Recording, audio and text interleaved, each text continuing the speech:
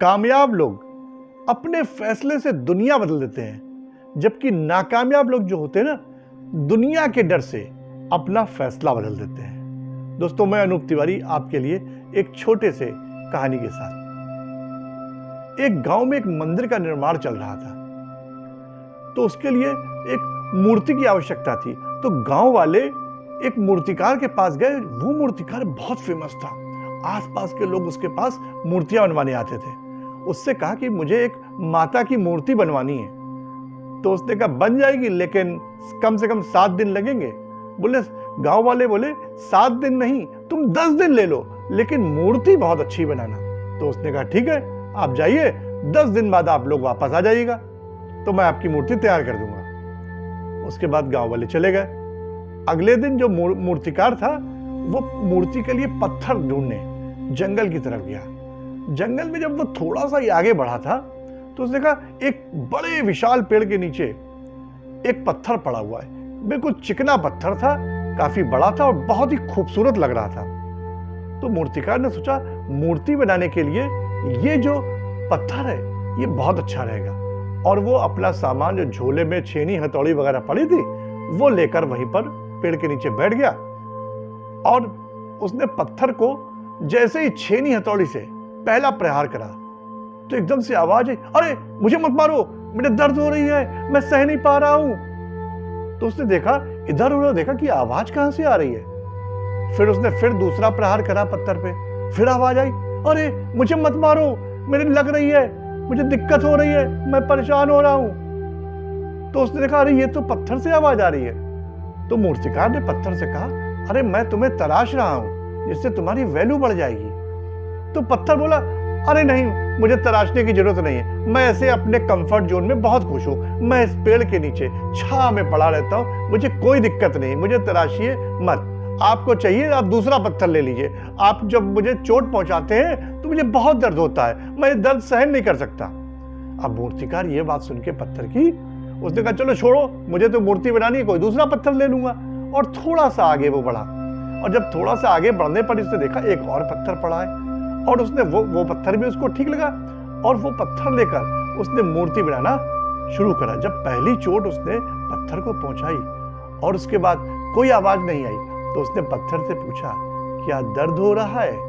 तो पत्थर ने बोला, दर्द तो हो रहा है, लेकिन आप तराशना चालू रखिए, आप मुझे चोट पहुंचा रहे हैं, पहुंचाते रहिए, क्योंकि आप मुझे तराश रहे हैं। और इस तरह से 4-6 घंटे की मेहनत के बाद मूर्तिकार ने एक बहुत ही खूबसूरत मूर्ति तैयार कर ली। मूर्तिकार मूर्ति लेके अपने घर आ गया। 10 दिन जब पूरे हो गए, तो गांव वाले उसके पास मूर्ति लेने आए। तो जब उन्होंने मूर्ति को देखा, तो वो बहुत खुश हुए। बेहद शानदार मूर्ति बनी थी, और उस मूर्ति को ले जाकर उन्होंने गांव में जो मंदिर बन रहा था, उसमें मूर्ति की स्थापना कर दी। उनमें से एक गांव वाला बोला, अरे माता की मूर्ति के सामने नारियल तोड़ने के लिए भी तो एक पत्थर चाहिए। तो वो मूर्तिकार बोला कि अरे हाँ, पेड़ के नीचे एक पत्थर पड़ा था, आप लोग वो वाला ले आओ, वही इसको रख देना, उसी में नारियल फोड़ेंगे। तो अब गांव वाले वो पेड़ के नीचे से वो पत्थर उठा लाए और माता की मूर्ति के सामने वो पत्थर रख दिया। पत्थर से मूर्ति बन गई थी। उसका तिलक होता, स्नान कराया जाता, तिलक होता, माला पहना जाती, खूब लोग पैर छूते, इज्जत करते, सम्मान देते, मीठा मीठा भोग लगता।